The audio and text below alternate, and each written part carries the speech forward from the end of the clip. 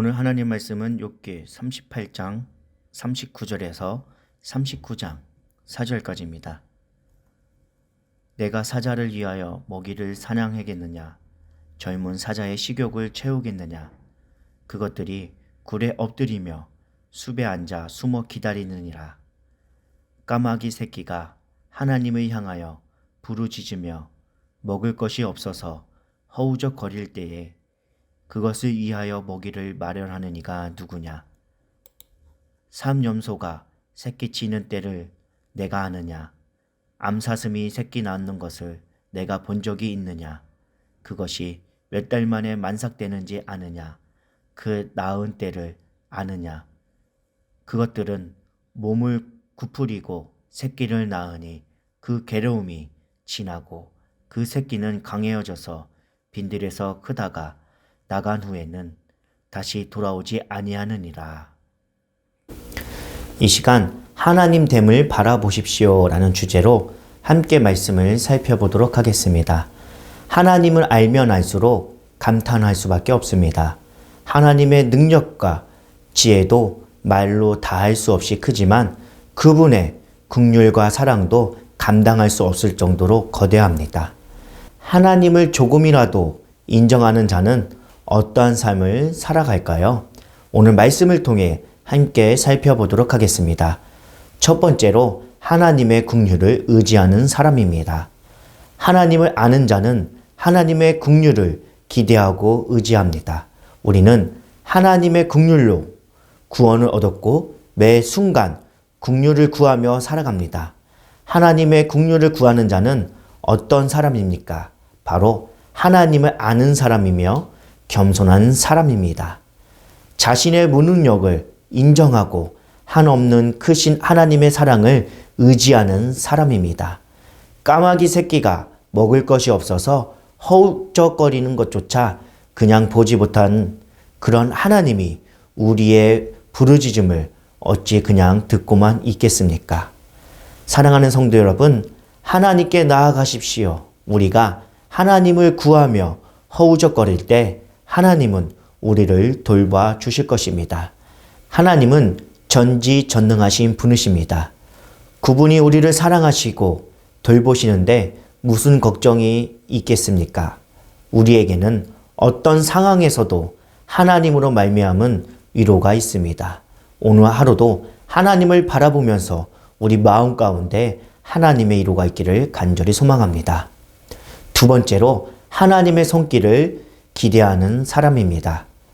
거대한 육상 생물로부터 아주 작은 미생물에 이르기까지 지구 전체가 생태계로 연결되어 있습니다.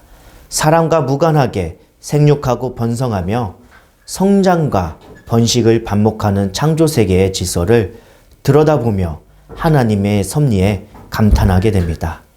사람이 삼염소와 암사슴의 성장과 번식을 알 수 없듯이 고난의 신비도 창조세계와 같이 다 알 수 없습니다.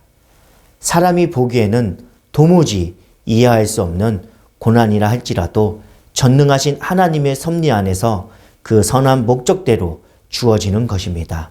우리는 고난 속에 감춰진 하나님의 섭리를 다 알기에는 무지하고 무능하지만 전능하신 하나님이 완벽하게 다스리고 계심을 믿고 우리의 인생을 맡겨드려야 합니다. 그렇다면 맡겨드린다는 것은 무슨 의미가 있습니까? 내가 생각한 결과가 나오지 않아도 믿음으로 받아들이는 것입니다. 어떠한 결과가 나와도 감사함으로 받아들이는 것입니다. 사랑하는 성도 여러분, 이 세상을 살아가면서 세상에서 크게 환영받지 못하고 귀중히 여김받지 못한다고 낙심하지 마십시오. 슬퍼하지도 마십시오. 실망하지도 마십시오. 우리가 외면, 무시를 당할지라도 하나님께서는 우리를 버리지 않습니다. 우리를 싫어하지도 않습니다. 까마귀조차 돌보시고 기르시는 하나님을 생각하십시오. 성경을 보면 하나님께서는 노아 홍수 때에 부정한 짐승들도 구원을 하셨습니다. 오늘 우리가 까마귀와 같은 존재라고 해서 슬퍼하거나 낙심할 필요가 없습니다. 용기를 내십시오. 예수님께서 말씀하신 대로 까마귀를 생각하고 그 까마귀를 불쌍히 여기시며 사랑으로 돌보시는 하나님을 생각하기를 간절히 소원합니다. 세 번째로, 주권은 하나님께 있음을 인정하는 자입니다. 짐승과 인간은 달리 새끼는 낳고 그렇게 오래 돌보지 않습니다. 어미는 새끼들이 어느 정도 자라면 스스로 먹을 것을 찾을 줄 알기 시작할 때 새끼 곁을 떠납니다. 그래서 상가 들에 있는 다른 짐승들로부터 희생을 당하는 경우가 있습니다. 하지만 일반적으로 보면 그렇게 해서 새끼들은 어려서부터 자신을 스스로 보호할 수 있는 능력이 생깁니다. 하나님께서 바로 이와 같은 삶의 방식을 우리에게 알려주고 있습니다. 하나님의 절대 주권을 강조하고 있음을 알 수 있습니다. 성경을 보면 사람은 양육할 때도 이러한 방법을 사용하고 있습니다. 이스라엘 민족만큼 혹독한 연단을 거친 민족은 없습니다. 하나님께서 사랑하는 사람이요 백성이라고 하기에는 너무나 혹독한 것이었습니다. 그런데 그것으로 실패했을까요? 더 악해졌을까요? 그렇지 않습니다. 현재 세계 어느 민족에게도 비교할 수 없을 만큼 강한 민족이 되었습니다. 욥도 마찬가지입니다.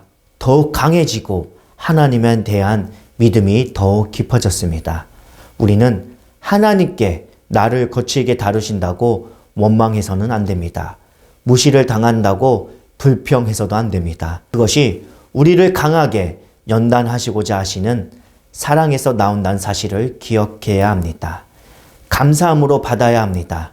거친 훈련으로 받으면서 그 속에서 욥처럼 믿음이 더욱 깊어지기를 간절히 소원합니다.